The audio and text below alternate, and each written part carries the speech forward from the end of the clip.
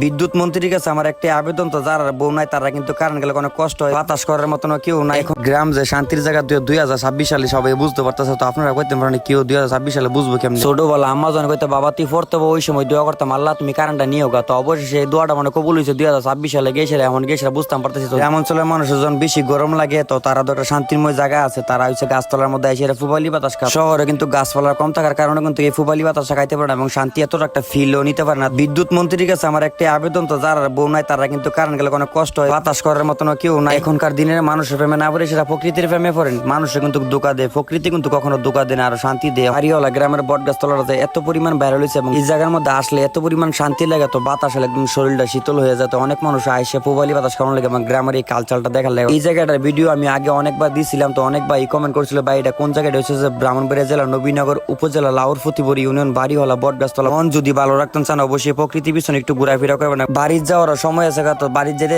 আপনার একটা দুঃখের কথা কই, এতবার কারেন্ট না নেই সেটা মিটারটা হইলে লয়ে গেলে সম্ভবত বেশি ভালো হইতো। কারেন্ট না থাকা সত্ত্বেও যে পরিমাণে মিটারের মধ্যে বিলাই।